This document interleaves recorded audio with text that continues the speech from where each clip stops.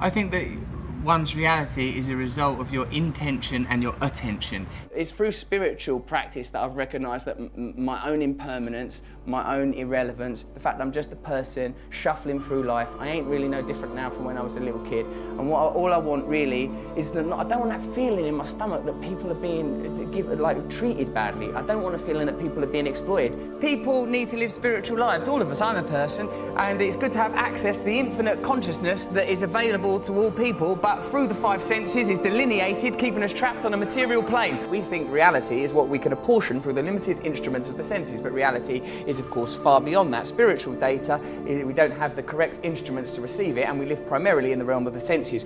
Anything that we're describing through science, we're describing through the prism of the five limited senses. Our eyes can only see between infrared light and ultraviolet light. There's light bouncing around everywhere. Our ears can only hear a tiny decibel range, can't hear the noise of a dog whistle, can't hear any high-pitched frequency sounds. Isn't it likely then that there are other vibrations, frequencies, energies, consciousness moving through the universe? Consciousness is an amorphous and expanding entity.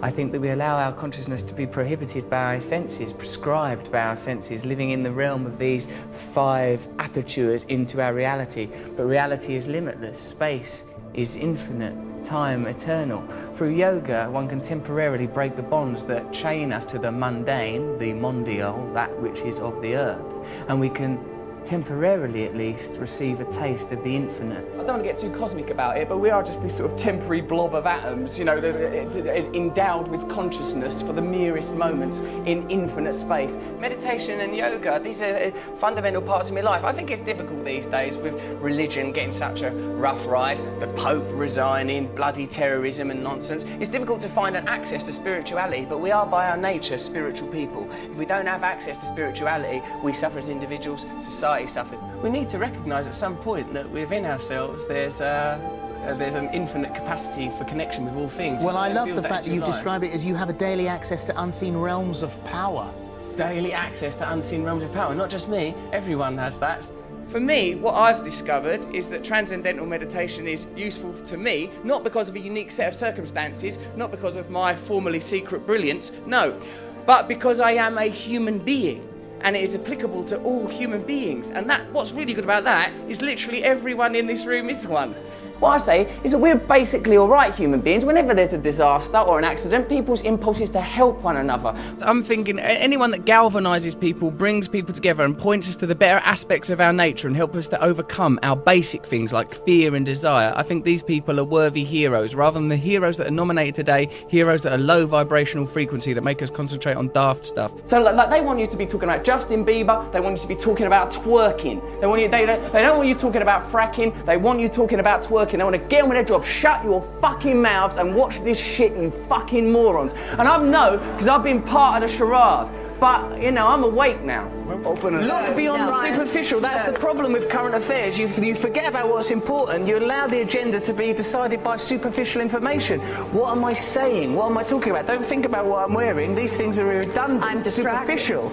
And I don't think that we should be continuing to propagate the idea that famous people are magical and special, because it makes people feel that their lives ain't no good. And I don't think we should be living in that kind of fearful paradigm. It's that. I'm like a vegetarian. I believe we're all equal. I ain't got the right to kill. I don't kill, like, say a fly comes in my house, I'd tolerate that little arsehole.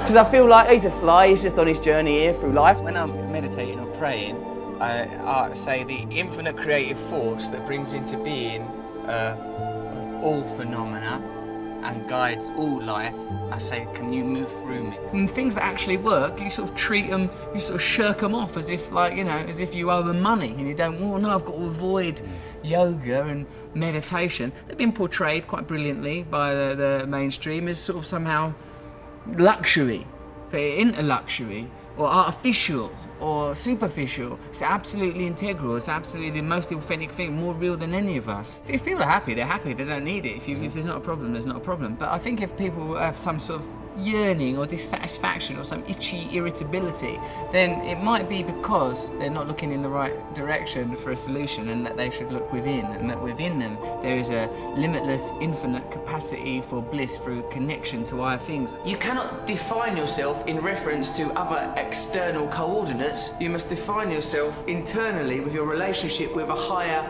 entity. Think of yourself as a manifestation of some higher thing, some higher frequency. This is the visible realization. And you know that because you can't see atoms, can you? And you certainly can't see the forces that hold atoms together. There, in the micro quantum world, Richard, lie the answers to everything. We can't understand it with our logical, rational minds, but we feel it intuitively. Get yourself in alignment with that stuff and you beam like the sun. The dead human ape has fulfilled its potential. The dead human ape has not evolved for the last 10,000 years. These are the achievements of the dead human ape. Now we must transform, become enlightened, so that we can access the next realm of consciousness necessary for evolution. Right. So I think we elect to ignore the spiritual at our own, and it causes a deficit for ourselves and for our culture and for our planet. I think that we are too easy to identify ourselves as individuals. That idea is fortified daily through, as we said before, the stimulation of primal desires, that which anchor us to the self, and we ignore that we're here for such a short while, that we're all basically the same as one another, we're all connected to each other, and we have a collective responsibility to. Look, God is not something that's about thinking you're better than someone or a reason to have a war with someone. It's that within us, beneath and beyond our identity as human beings, driven by fear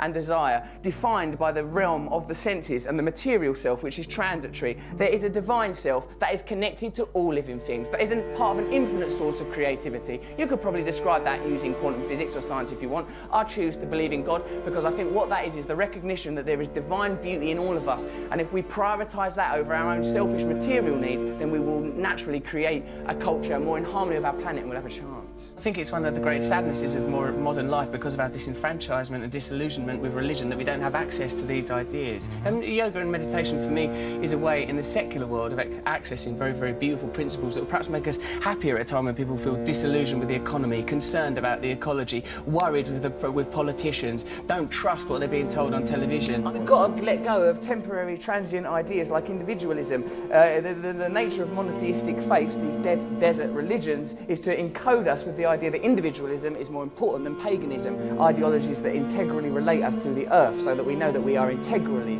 indefatigably related to our environment, and we live in the service of our environment, because self is a temporal illusion. I suppose the ultimate truth is oneness, that this is a temporary illusion, that we are temporarily occupy these flesh puppets. We believe so much in our identities, we believe in our individualism, and I talk as a very sort of egotistical man. Look at my hair, look at these bracelets, look at these ridiculous boots. I'm a person who believes in the nature of my own individualism and my own identity, but on a deeper level I recognise that all these things are transient, and what's important and what's defining are the things that we all share: love, unity, togetherness. As long as we have cultural narratives that eschew these ideas, that suppress these ideas in favour of negative human traits, greed, selfishness, lust, as long as these ideas are promoted, we will exist in opposition to one another and will be exploitable by corporations that prey upon these negative facets of humanity. The line between good and evil runs not between cultures, religions or creeds, but through every human heart. So I recognise in myself the capacity for selfishness, for lustfulness, for egotism, and because I recognise these qualities in myself, I would prefer a culture that didn't celebrate, exacerbate, stimulate the most negative aspects of our species, inculcate them, reward them financially, till we get to a kind of a cultural hysteria where we're destroying the planet. The reality is there is one planet, there is a certain amount of people on the planet, there are a certain amount of resources on the planet. None of them things are going to last forever, so we need systems in place that acknowledge the reality, not systems that benefit elites, but systems that acknowledge the reality. People need to have access to the resources. Can't lie to people so that people in power can continue to augment and grow their own power and satisfaction while normal people are exploited.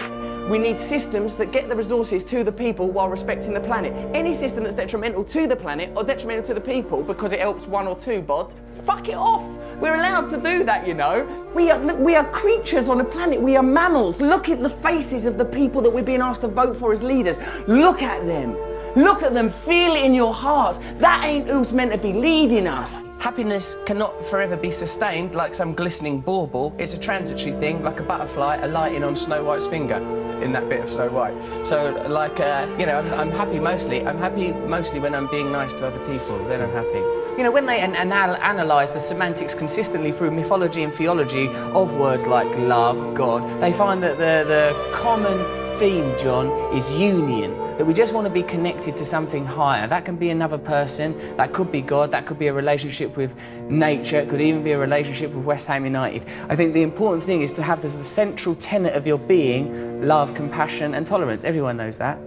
You know, like the realisation that this is only a very temporary thing, that the only thing that matters to any of us is love, that everything, that underscoring everything is love.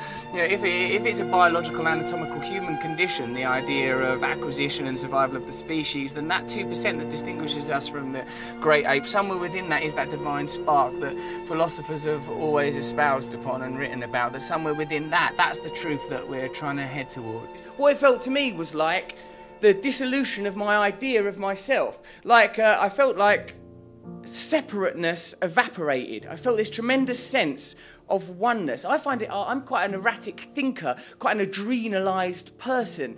And like, but what, through meditation, I felt this sort of beautiful serenity and selfless connection. You know, my sort of tendency towards selfishness, I felt like, I felt that kind of exposed as a superficial and pointless perspective to have. I felt a very relaxed sense of oneness. I felt love.